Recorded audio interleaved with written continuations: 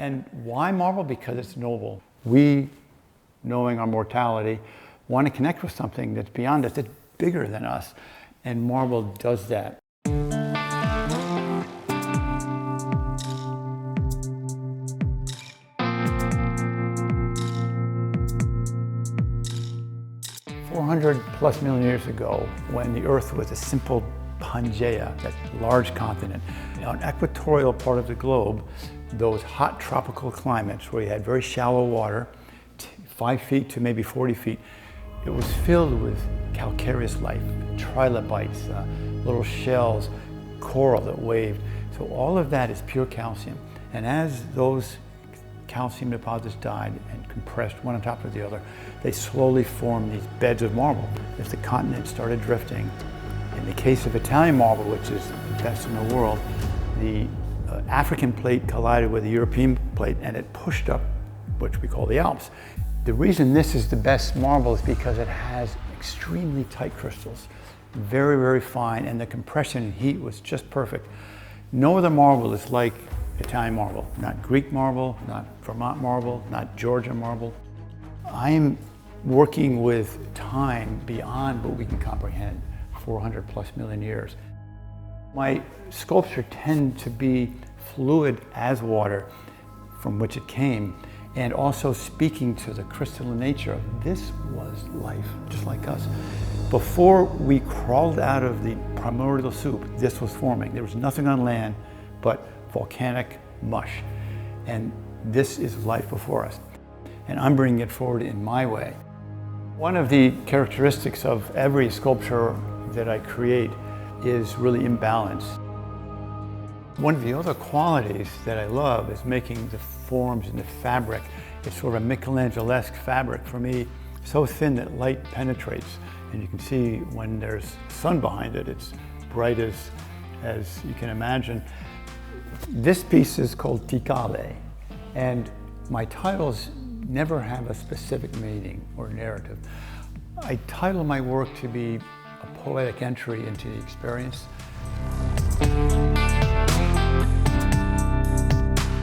What happened? You worked with colored stone for a while, and then I think you had some thoughts. So what I love to do with travertine is throw a contrast into the strata. Travertine having the strata very visible this way, I wanted to run it diagonally and horizontally to sort of upend it and give you that feeling of sort of unease. From this language, I moved to pure white. And now the challenge is to pull more out of less. And that's my current focus on white marble.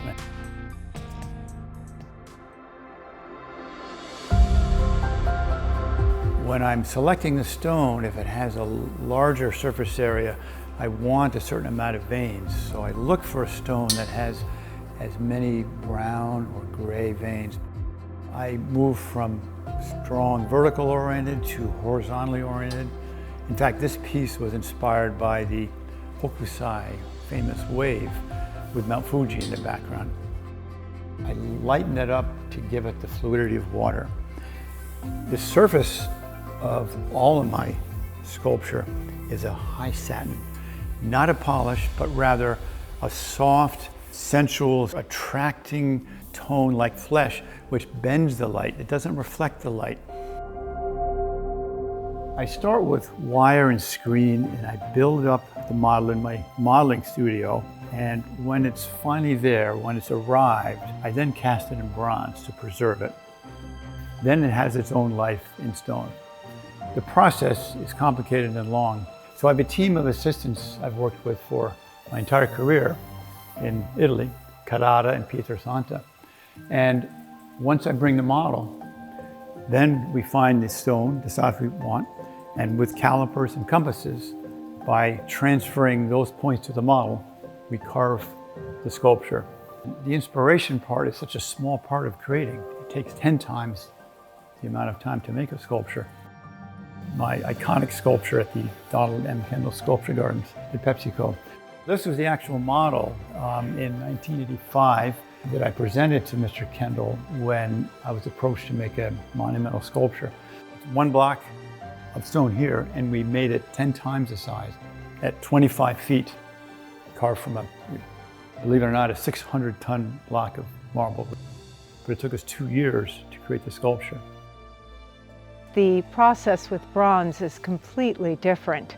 So what does that mean for you in your creative process and how you relate to working in bronze? When we talk about bronze, we're talking about the lost wax casting, which is an ancient process. And that's the only other material I use other than marble because it's still completely natural. Bronze allows you to create works that are impossible to do in stone.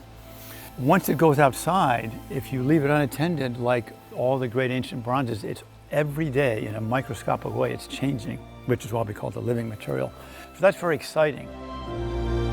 One of my great joys and specialties has been creating large and monumental works as large as 18 feet, a recent work in marble, that are placed on water settings. Some existing, and sometimes the architect created a reflecting pool. And the beauty of marble on water is upending the whole idea of what intuitively we think.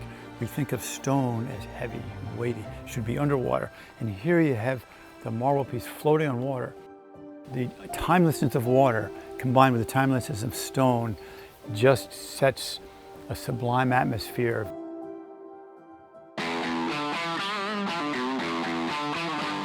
At what point in your life did you know you wanted to become a sculptor? Marble to Dorset was like brick to the Romans. It was the standard material. The use of marble was not anything that I was unfamiliar with and what could be done with it. So as I moved into art studies at the University of Vermont, my first choice was, I know where to get it. It's free because I could grab it right off the trestles or bridges or some of the spare smaller blocks from the quarries. My upbringing, we were very active. In our case, ski racing was our sport. We were all very competitive and very successful. Working in stone was a segue to using your energy and working hard and difficult. And it was a way of staying in shape, if you will, and creating something.